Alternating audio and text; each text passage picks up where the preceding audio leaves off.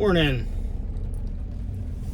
So I saw a video of a shooting in Arizona, and I thought it was interesting and worth talking about because it was something the reporting party, the girlfriend of the shooter, had said to dispatch when she called in.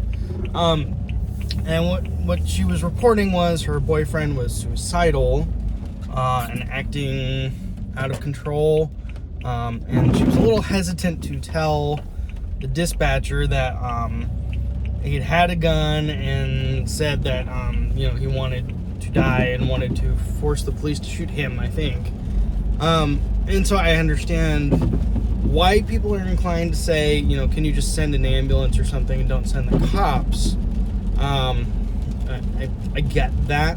That's something I've heard more and more in recent years is people calling. I mean, I'm not taking calls, but it's reflected in the information that's communicated to me is, they don't want police to show up. And the caller in this video, and I'll link it in the description, she sounds distraught, she's upset, she's frightened, and like she knows that if she says what's going on, the police are going to show up, and rightly so.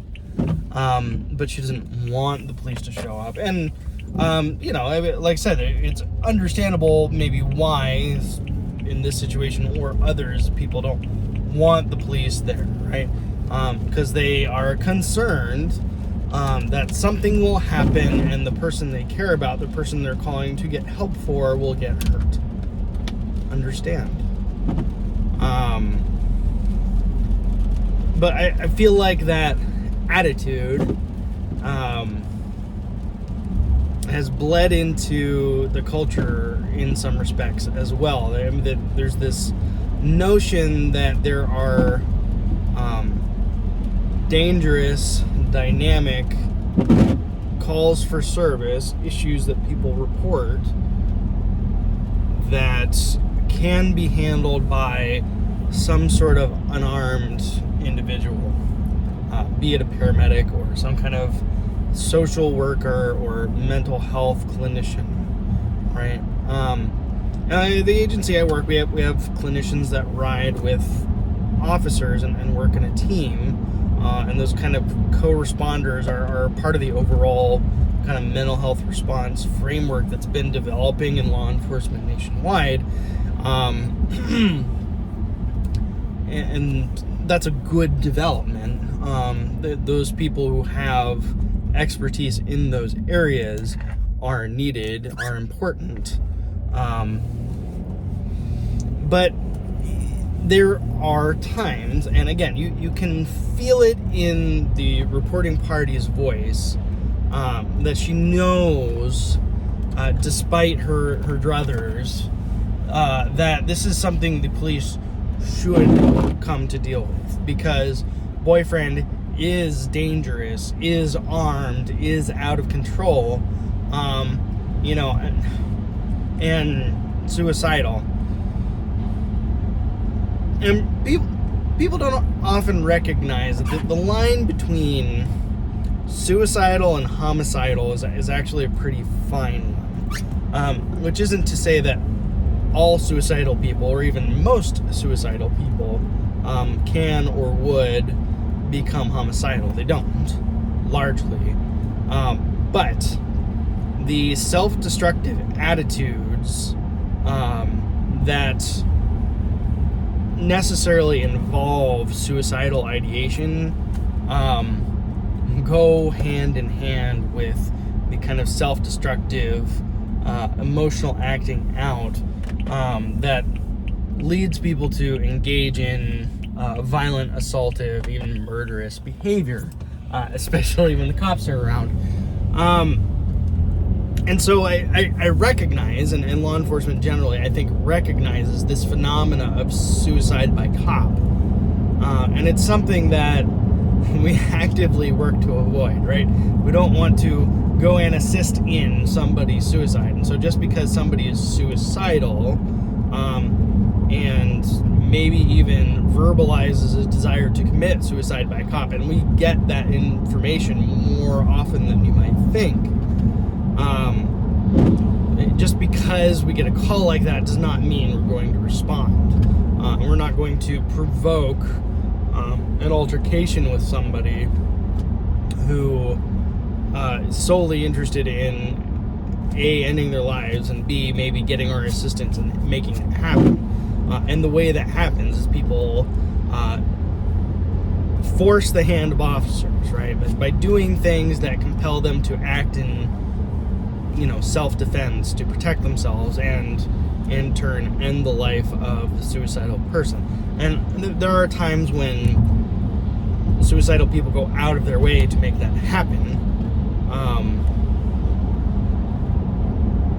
There's another video I saw not too long ago where, there was a long negotiation, and they did everything they could to. They had professional negotiators on scene. I'll see if I can find the video again, and I'll drop that in the description as well. And they talked to this guy for, hours, I think. And ultimately, just like, no, I appreciate what you're saying, but I'm done. And he gets out of the car and charges the police with a knife, forcing them to shoot him, right? Now, the police were there offering help, right? Trying to provide assistance and, end the encounter peacefully, and certainly had no interest in, assisting anybody in their own death. It's one thing if a person's going to go out of their way to make that happen, tragic though it may be. It is altogether another thing if they compel someone else to do it for them against their will, and put them in a situation where they have to act to preserve their own lives. It's an ugly thing, and something nobody ever hopes for. But it is nevertheless, again, a phenomena law enforcement are aware of, and I don't think people recognize like how common it is. And so I guess my main thought on this, don't call the police, or don't send the police rather, right? Calling 911, say, can you send somebody besides the police? We've got to have realistic expectations about how things are going to get handled, and these situations often need to get handled. And if you watch the video, boyfriend comes back to this gas station in Arizona. He's got a gun. There's two cops standing there talking to girlfriend, the caller, and he just starts shooting, right? Now, I don't know if he knew the cops were there or not, or maybe he was expecting them to show up and that's why he was there. We don't really know. But he could have just as easily, murdered girlfriend or started shooting at other people, right? When someone's in that state of mind, their rationality has gone out the window, right? There is a certain internal logical consistency to the thought patterns that go with suicidal ideation, right? The concepts self-reinforce, but it's not objectively logical thinking, right? We're not looking appropriately and in a healthy manner at our problems in a way that we can recognize that they are temporary. And no matter how bad they are or how bad we feel, there's always alternatives, and things can always be made better. And the only real problem you have is if you make a very permanent solution to a very temporary problem by killing yourself. And so, I don't know if anybody within the sound of my voice is feeling suicidal. I know this is a sensitive subject. And I've stepped on landmines before trying to address that when people say and do things that are concerning. But there's no shame in seeking help. And I know oftentimes help feels profoundly unhelpful. Nevertheless, you have to continue to try. And so many people who, try to carry out an attempt on their own life, whether it's jumping off a bridge or whatever else, discover in the process that their only real problem is that they're falling from a bridge. And that everything else has a solution and can be fixed. Like I said, it's a very permanent solution to a very temporary problem. So we have to recognize that these folks are irrational, right? And though they need help, they're extraordinarily dangerous. And had, some unarmed clinician or social worker only responded to that call, then you likely would have had just a higher body count. The girlfriend and clinician and whoever else died until officers showed up and took care of the problem, because that person was determined to make somebody else end their own life. Which is, sad, heartbreaking that people get there. And it's far too common, but, there it is. So, I think we actually do a disservice to the public and to the people who are, volunteering to go handle these situations by creating the misrepresentation in people's minds that situations like this can be solved by somebody not ready to handle a deadly situation. And fortunate for girlfriend in that situation that armed officers did show up, right? Because the likely outcome otherwise is all too apparent, and as tragic as suicide is, murder-suicides are far worse. And I don't think anybody can realistically argue that is not a phenomenon.